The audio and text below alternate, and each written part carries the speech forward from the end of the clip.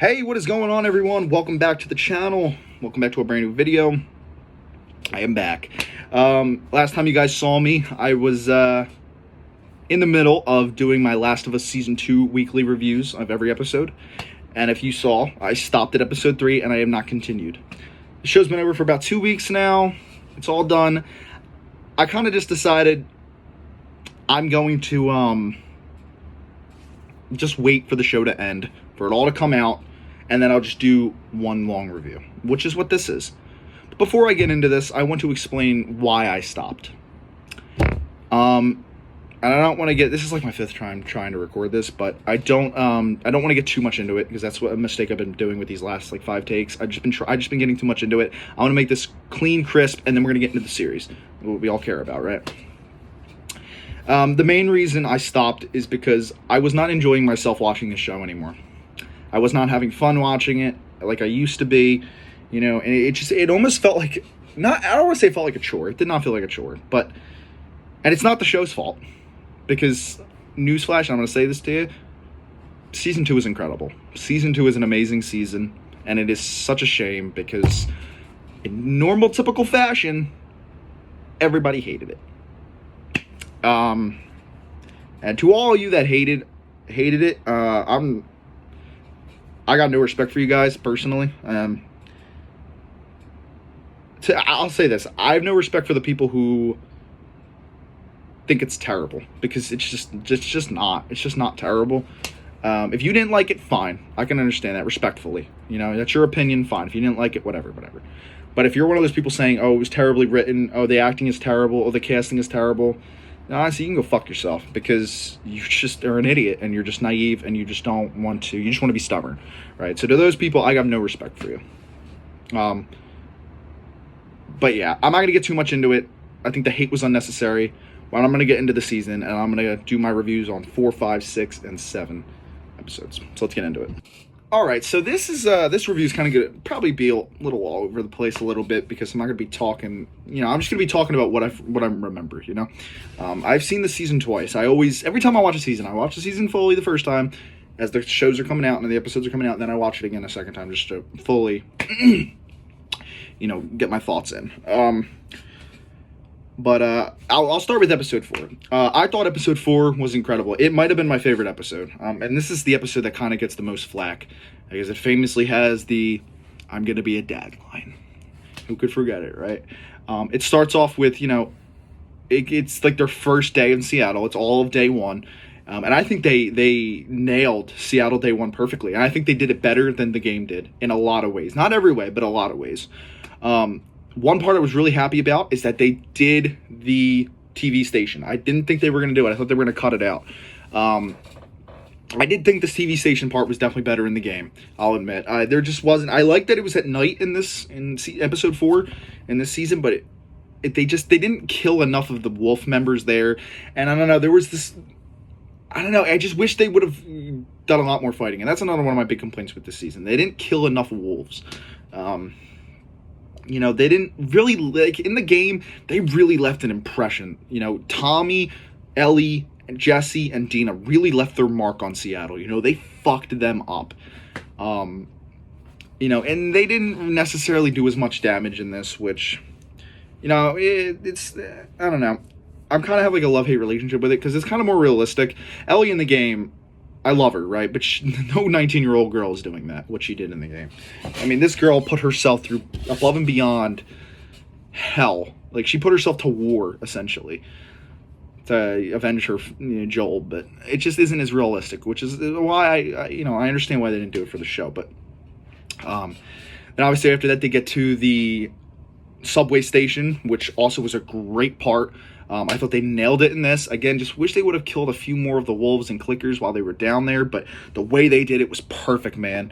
And the way that Dina finds out that Ellie is immune was better in the show. They nailed it in the show. Dina's about to get bit by a clicker. Ellie puts her arm out. Dina sees her get bit. She goes to pick up Dina. She sees the bite mark on Ellie's arm. They get out of there. They run to the theater. They get in there. Ellie boarding up the door. She turns around and Dina's got the gun pointed right at her. I was like, oh my god. And that's obviously, we got the previous little sneak peek of that in the week prior, but that was just so awesome, man, the way that they did that. And obviously, as somebody who's played the game, I knew what was going on. But to somebody who hasn't played the game, they were probably so confused, like, why is Dina doing this? And so, yeah, I mean, I thought the way they did it was great. And you know, Ellie's like, I'm going to walk over here. I'm going to go to sleep. And when I wake up, I'll be the exact same, and you'll know everything's fine. And then obviously she wakes up. And then I think the way Dina tells Ellie she's pregnant is way better in the game too. I still so many people complaining, oh, this is the way she would react in the game, and it's, you know, because obviously in the game she gets mad at Dina for not telling her, and then in the show they sleep with each other. Didn't have a problem with that at all. I thought it was way better in the show. I think that's a better way for them to sleep, you know, to actually show their feelings and end up sleeping together, because they're both in this traumatic ass moment.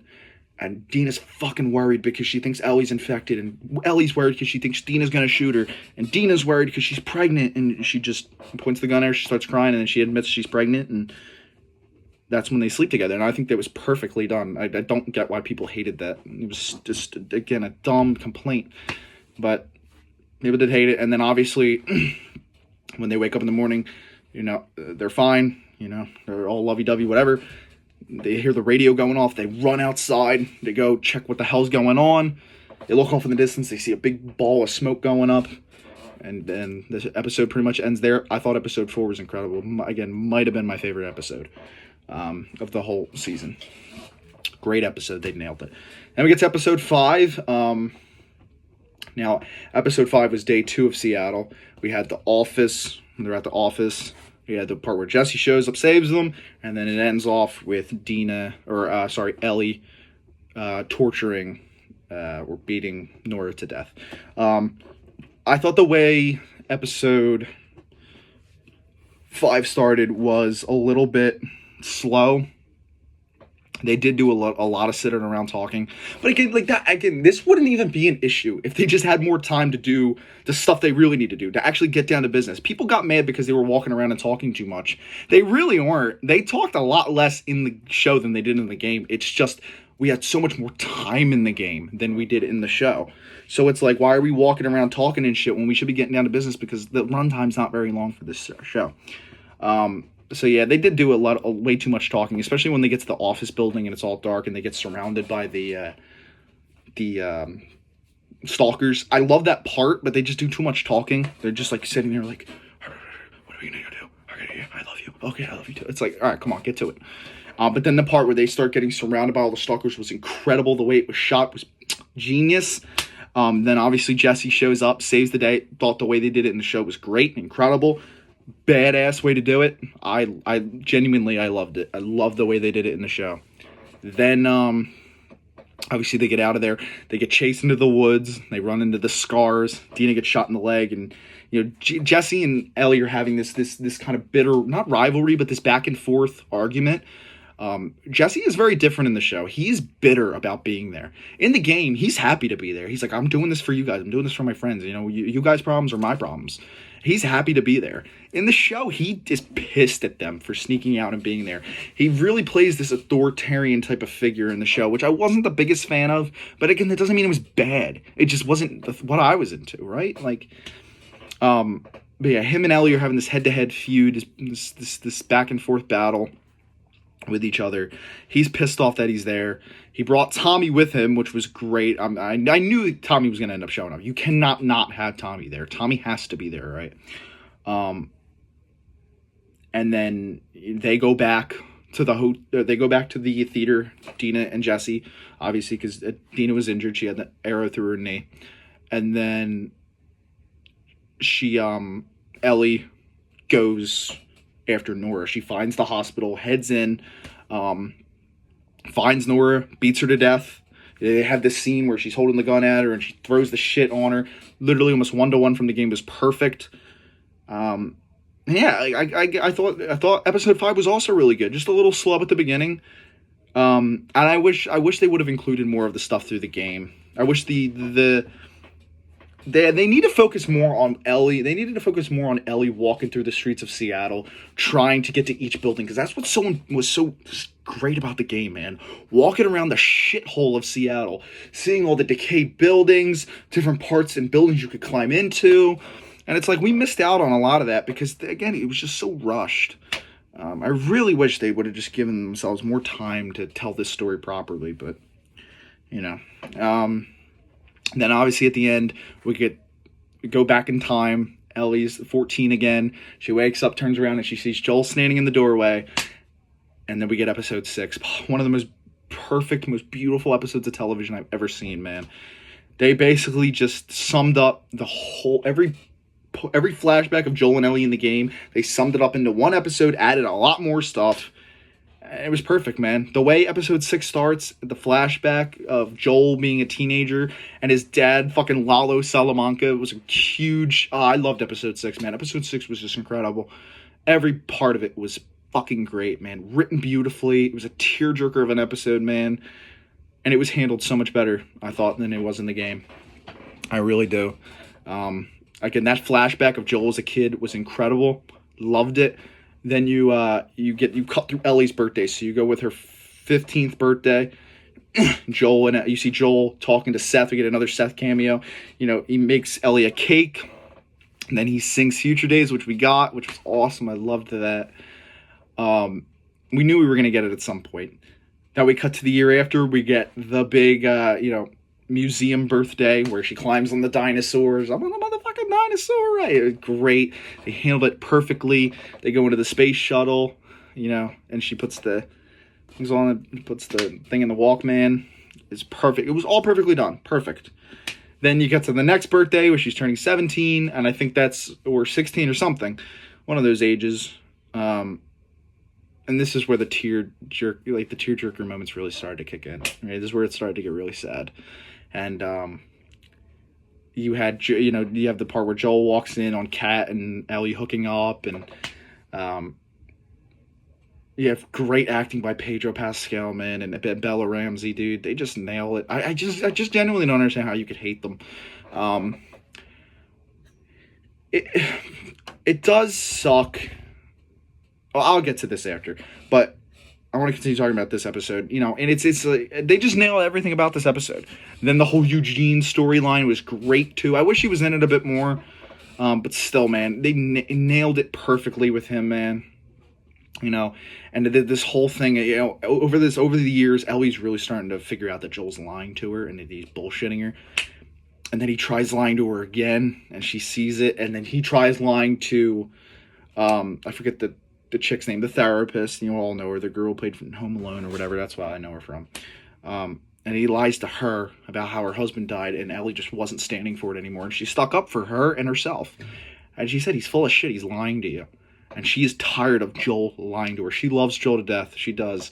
But she is fucking mad at him for lying. And then we get the porch scene, which 100 million times better in the show. They nailed it, dude. The part where Joel just says, I love you to Ellie. So sad. I was literally crying. And I don't cry much when I'm watching TV shows and stuff, but that had me crying. It really was sad. And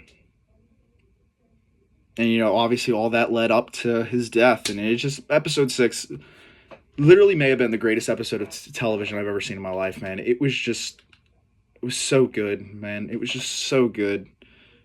They nailed it. And then we get obviously to the finale. This is probably the most controversial episode, I'd say. This episode was very, very controversial. People had a lot of problems with this episode. Again, I don't really say it. I thought episode 7 was great. I mean, obviously we cut back to Ellie or Dina and Jesse. He's pulling the arrow out of her knee or whatever the hell. And they're going through this whole thing where he's like, you can tell she doesn't love him anymore, but you can tell he still loves her. And, this is a very heavy Jesse and Ellie episode. And, obviously they're walking through the streets of Seattle. I'm glad we got a little bit more of that. They get to the library where they end up in the game. They have a great conversation about how he almost left Jackson and everything, which was awesome. It's just so many great conversations in this episode, and especially when they get to the rooftop and Jesse, you hear Tommy over the radio. You hear that there's a sniper shooting. We all know what that scene is. I can't wait for that in season 3. And Tommy, he chooses to go after Tommy. Ellie chooses to go after Abby. I don't know why I was forgetting her name. And he tells her that like she's selfish and everything, and she's like, Jesse, it's like if you were in my position, you would do the same fucking thing. And she's like, and she says a great line. She's like, my family was beaten to death in front of me while I was forced to fucking watch. And I'm like, oh. And it just sums up the whole. That conversation just sums up the whole hierarchy of this episode, and like the whole, the moral choice of, is it selfish what I'm doing? Is it selfish to want to get my revenge? Or is it the right thing to do? You know what I'm saying? And it's just like, it's that whole moral fight, that moral struggle. And it's I don't know. I think they nailed it. And obviously we get to the part where she is riding on the boat. Again, I don't know why they had her get knocked off the boat, get knocked onto land, and then, she gets captured by the Scars. And then obviously we hear the island's getting attacked. And oh my God, that shot when she's driving away on the boat and she looks behind her and she sees everything is lit up in flames on the island behind her. I cannot wait for season 3. It just looked incredible. And then obviously she gets to the marina. She shows up, they're all, she sees Owen and Mel, and they took a very interestingly different route with this. And I didn't have a problem with it. In the game, obviously she walks in, she tells him to point at the map or whatever. She points the gun at Mel. Owen grabs it. She shoots him in the chest. And then Mel goes at her with the knife. In this, it doesn't happen like that. They're still feet away. He goes to grab the gun, tries to shoot her. You've all seen it. She shoots her. She shoots Owen. It goes through the chest. And it goes right by Mel's neck. And boom, she's dead. Obviously, she tells Ellie to come over and get the baby out and everything, And they make it into more of a... a lot of people were mad that she's like, oh, why is Ellie upset that she killed this bitch and her baby? It's like, because she just murdered a baby, and she didn't have beef. It's not like she didn't have beef with them. She wanted Abby. She didn't give a fuck about anybody else. All she saw was Abby. That's all she saw. It was like that in the game. She just didn't apologize for it or anything. And they attacked her in the game. Mel never tried to attack. I guarantee you, if Mel never tried to attack Ellie in the game, Ellie wouldn't have killed her. She just would have asked where... she probably would have apologized for shooting Owen, actually. Ellie's whole goal was Abby. At all times, it was Abby. So, I don't know. I give the show like an 8 out of 10 this season. I thought they did a very good job. Was it rushed? Yes. Was there some dialogue problems at times? Yes. But overall, I think they did a great job. And I think the hate is unjustified, and I think it's uncalled for. But... whatever. That is my review of The Last of Us Season 2, complete, full, final. It's here. And again, to all these people hating on it, I don't know what to tell you. You guys just have bad taste. Sorry. But yeah, if you enjoyed the video, rate, comment, like, subscribe. I'll see you guys next time. Bye, guys.